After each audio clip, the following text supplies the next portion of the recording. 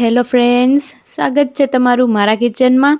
અને જો હું તમને કહું કે ફક્ત આટલા જ તેલનો ઉપયોગ કરી અને તમે આવું સરસ એવું ડાયટ રેસિપી બનાવી શકો, જે તમે ડાયટિંગમાં ખાઈ શકો અને વજન પણ ઉતારી શકો, તો ચાલો ફટાફટથી રેસિપી શરૂ કરી લઈએ।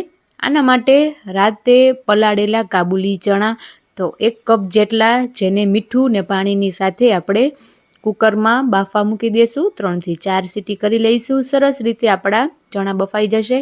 હવે આ સલાડની ડ્રેસિંગ માટે આપણે 8 થી 10 જેટલા મખાના અને બીજ કાઢેલું 1 લાલ મરચું, જેને આપણે ગરમ પાણીની અંદર રહેવા દઈશું 3 થી 4 મિનિટ। સરસ એવું બધું સોફ્ટ થઈ જશે। હવે અહીંયા પર તમે જુઓ તો નોનસ્ટિક પેનની અંદર મેં ફક્ત અડધી ચમચી જેટલું જ તેલ લીધું છે। તેની અંદર આપણે બાફેલા ચણાને એડ કરી દઈએ અને એકદમ સારી રીતે રોસ્ટ કરીશું। જો તમે ઈચ્છો તો ટોટલી ઓઇલ સ્કીપ પણ કરી શકો છો। આ રેસિપી ફક્ત અડધી ચમચી તેલની અંદર બનતી હોવાથી ખૂબ જ હેલ્ધી છે। આમાં તમે જુઓ તો પ્રોટીનનો જે પાર્ટ છે તે ચણા ફૂલફિલ કરે છે, તેની સાથે આપણે શાકભાજી એડ કરીશું, તો તેનાથી પૂરતા પ્રમાણમાં ફાઇબર અને વિટામિન્સ મળી જશે।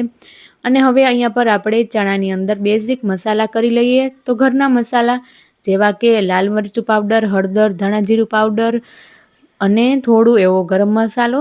આપણે અહીંયા પર મીઠું નહીં એડ કરીએ, કારણ કે આપણે બાફતી સમયે એડ કરેલું છે। હવે આપણા મખાના અને જે મરચું છે તે એકદમ સારી રીતે સોફ્ટ થઈ ગયું છે, એકદમ ઠંડુ પણ થઈ ગયું છે। તો હવે આપણે મિક્સીની જારમાં સાથે દહીં એડ કરીશું અને તેની અંદર સંચળ અને કાળા મરીનો પાવડર તો એડ કરી સરસ રીતે પીસી લઈશું। તો આપણું સલાડ માટેનું પરફેક્ટ એવું ડ્રેસિંગ રેડી છે। અહીંયા પર તમે જો તો થોડા એવા મખાનાના પીસીસ અને તેની સાથે ચીલી ફ્લેક્સ જેવા લાગતા આપણા મરચાંના થોડા નાના એવા ટુકડા છે, ખાવામાં ખૂબ જ ટેસ્ટી લાગશે। હવે આપણે શાકભાજી કટ કરી લઈએ। તેના માટે ગાજર અને કાકડીને હું આવી રીતે જુલિયન્સમાં કટ કરી કિચનમાં યુઝ થતા આવા યુનિક ટૂલ્સનો વિડીયો ચેનલ ઉપર છે, ત્યાંથી તમે જોઈ શકો છો। તો હવે આટલા શાકભાજીનો આપણે ઉપયોગ કરવાના છીએ। તો એક મિક્સિંગ બાઉલ લઈએ, તેની અંદર આપણે જે શેકેલા આપણા કાબુલી ચણા છે તેને એડ કરીશું।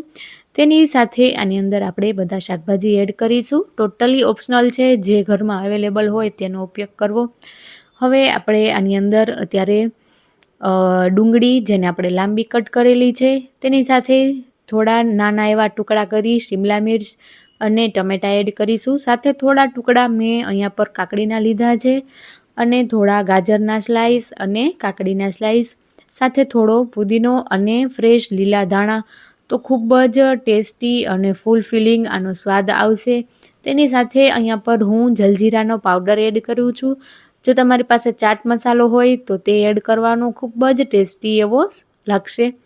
હવે અહીંયા પર આપણે બધું એકવાર મિક્સ કરી લઈએ, ત્યારબાદ આપણે આની અંદર આપણું ડ્રેસિંગ એડ કરીશું। અહીંયા પર તમે જુઓ તો એકદમ જોતાં જ ખાવાનું મન થઈ જાય અને બોરિંગ પણ ના લાગે। જ્યારે આપણે ડાયટિંગ કરવાનું વિચારીએ ત્યારે એવું લાગે કે આપણે કાકડી ટમેટાં જ આખો દિવસ ખાવા પડશે, પણ એવું નથી હોતું। આ રીતનું બેલેન્સ મીલ તમે બનાવી શકો છો।